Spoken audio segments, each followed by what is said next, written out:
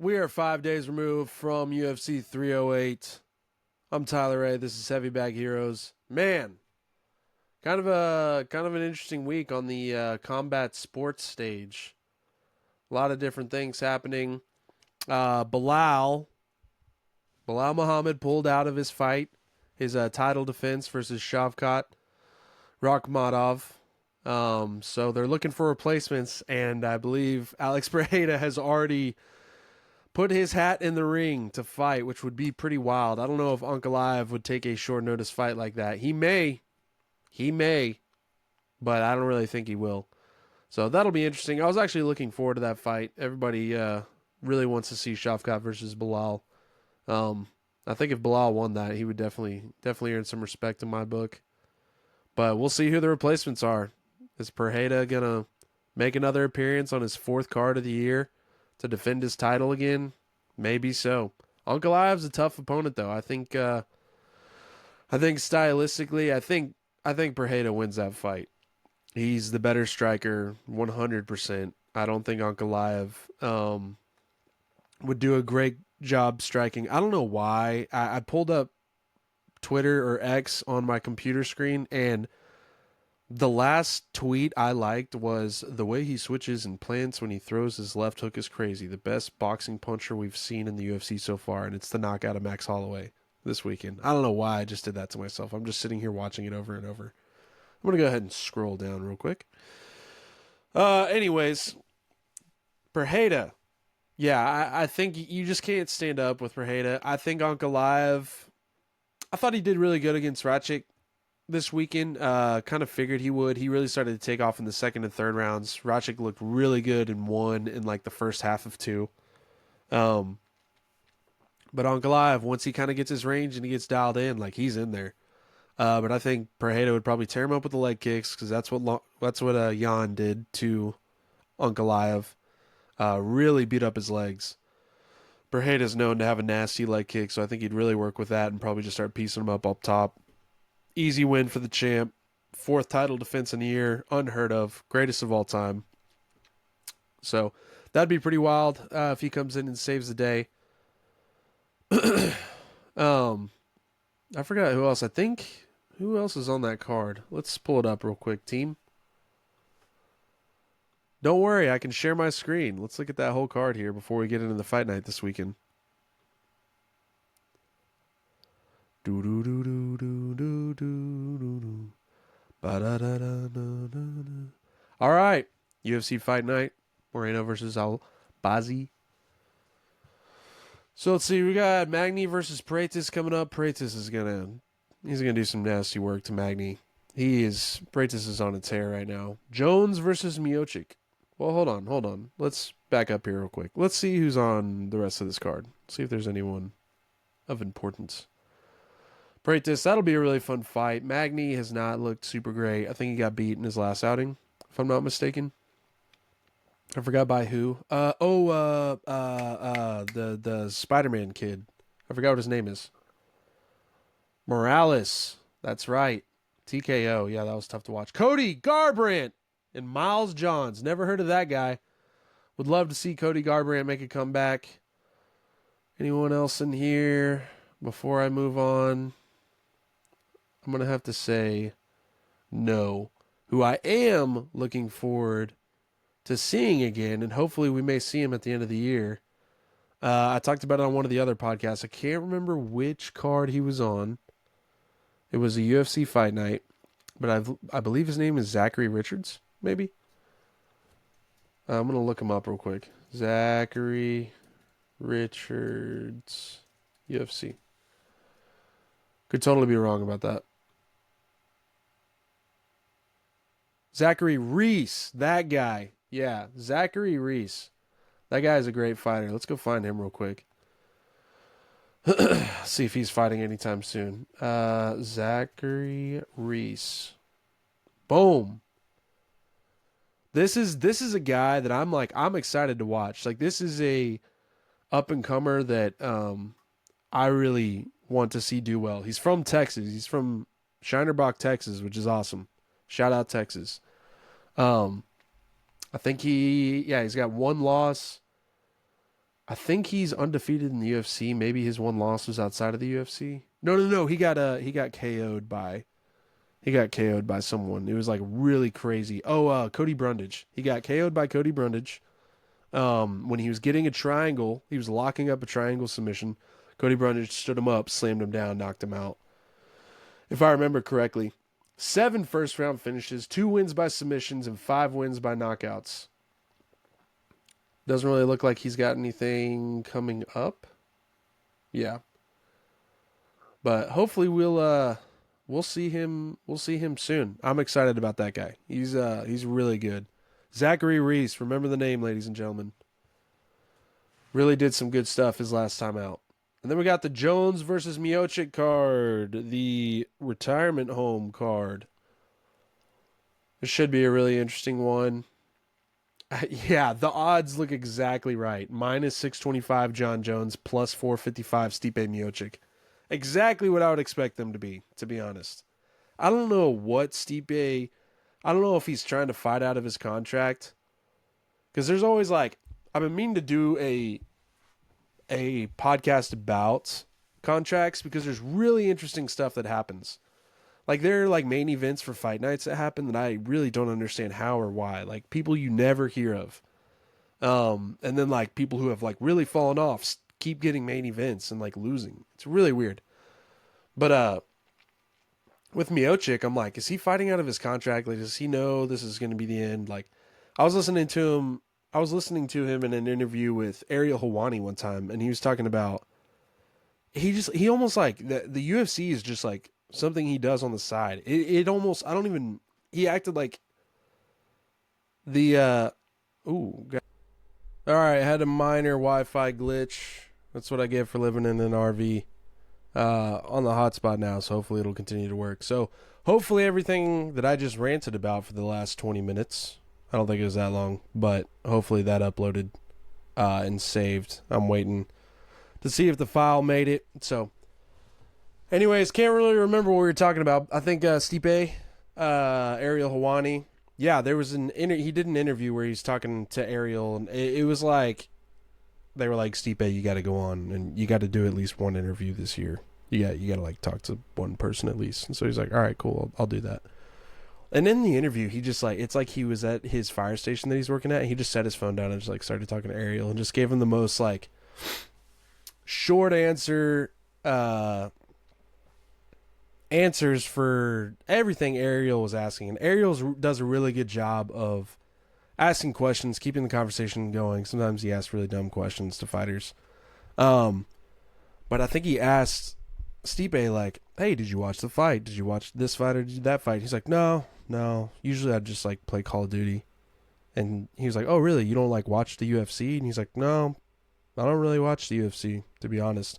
Like, it was so funny how Stipe's reaction to that question, because he acted like the UFC is not as big as it is. Like, it's not this big sports entertainment world that we all really love and enjoy. It was just like, to him, it's like this side gig that he does to firefighting. He's like, oh yeah, I just like fighting this fighting organization of the greatest fighters in the world.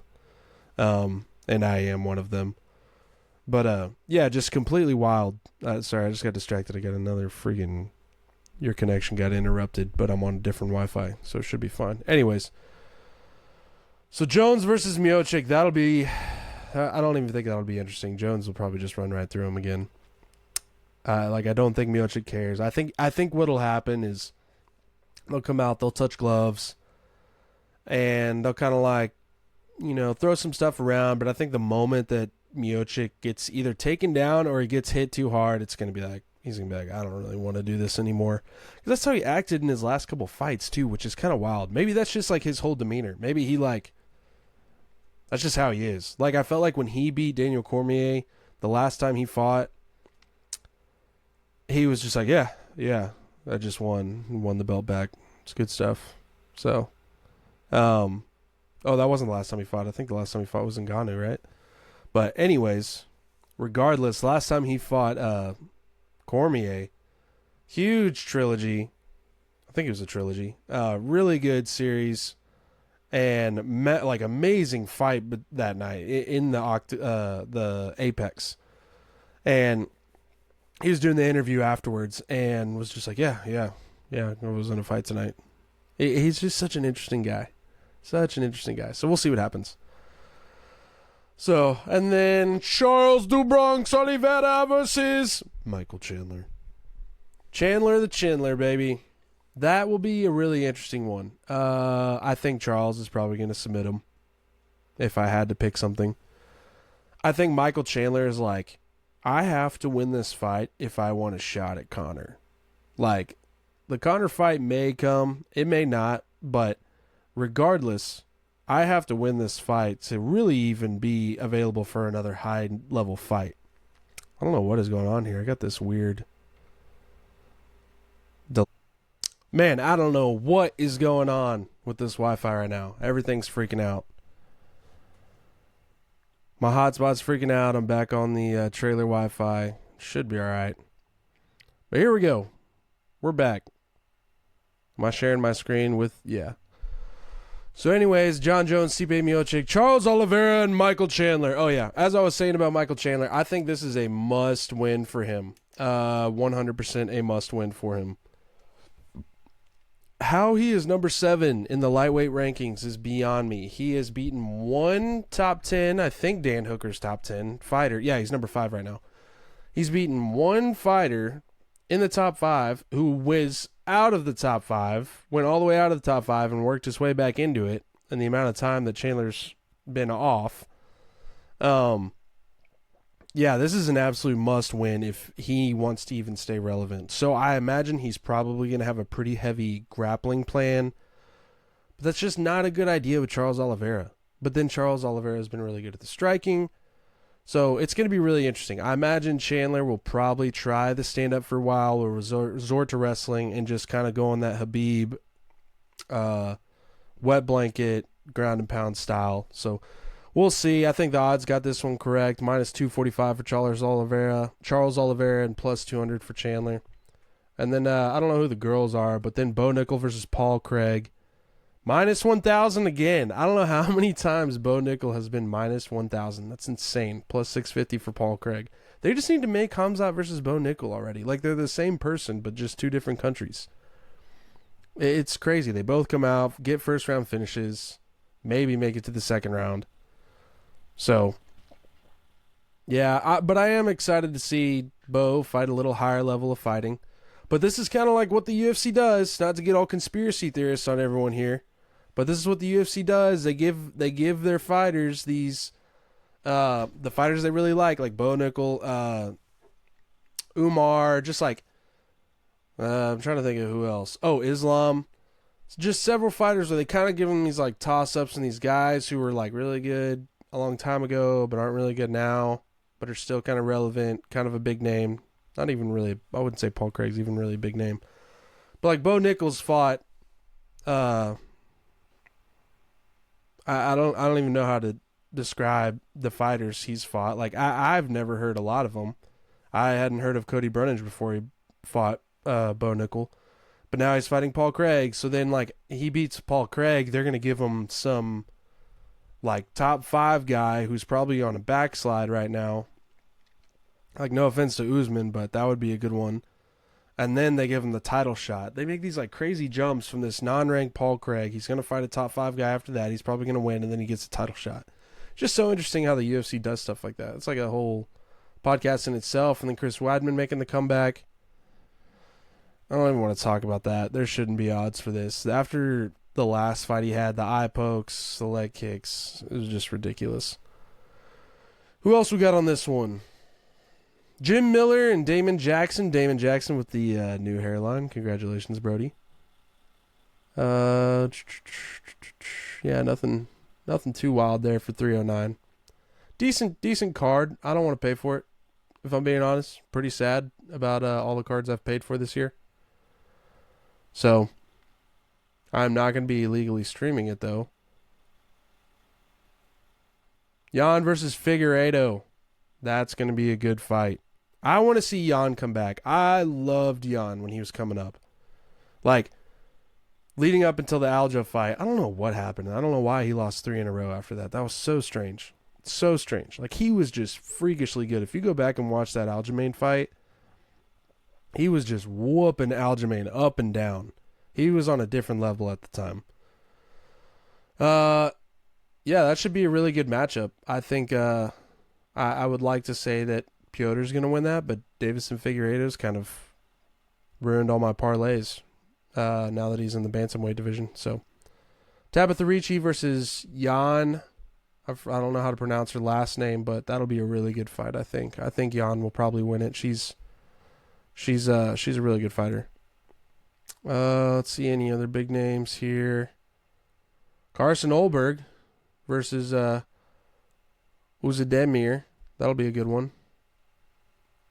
I like Carson Olberg. Then probably just a bunch of maybes. And then Mohammed versus Rakhmedov is not happening. We'll see what happens here for the main event. Pantoja. He was going to fight who? Cyril Gane versus Volkov. Love that fight. I hope Volkov beats Gane. Gane, loved Gane for the longest time. Now he's just made me mad. With tapping really early to John. Doesn't fight very often. Luque versus Diaz. What are we doing? And here's probably the real main event here. Mosavar versus Aljamain Sterling. That's going to be a really good fight. Minus 225 for Mosavar. Or Movsar. I don't know how to say his name. Ivolev. Maybe.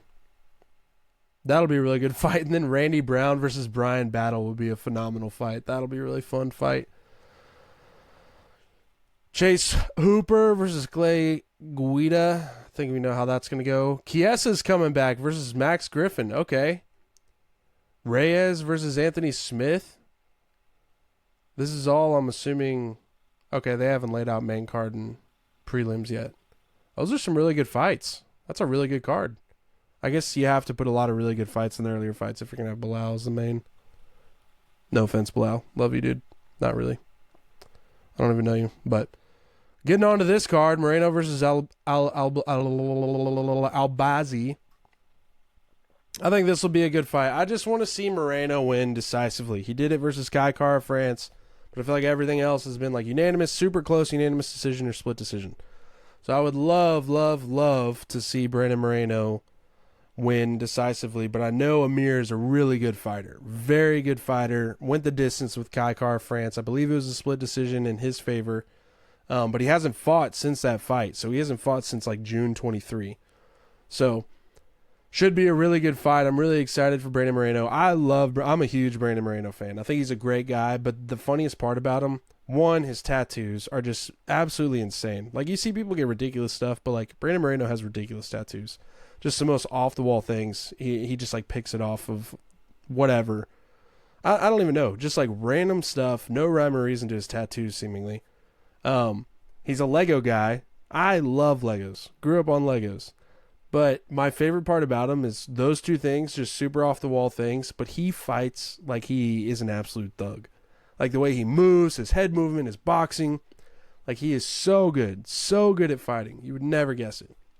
And then Aaron Blanchfield versus Rose Namajunas. I think Rose won her last fight. I'm not sure. I guess I could find out. Maybe she did, because I think she lost. Yeah. She won versus Cortez, won versus Ribas, and I think that was really close. And then Fiorot, she lost to her. I just wish I knew how to say these names correctly. I feel like I'm insulting them. And then we got Derek Luces versus... Oh, I don't even know how to say that name. Brazilian. Jonata Denise? Yeah, Derek will knock him out first round. He needs it. Other than that, Trevin Giles, I've heard that name. I know Mike Mallet had the most hilarious loss, I think last year, the last time they were in Canada, was winning the fight versus Neil Magny and then got beat in the third round at the very end. TKO'd or something. Yeah, this card's in Canada, so it'll be an interesting card.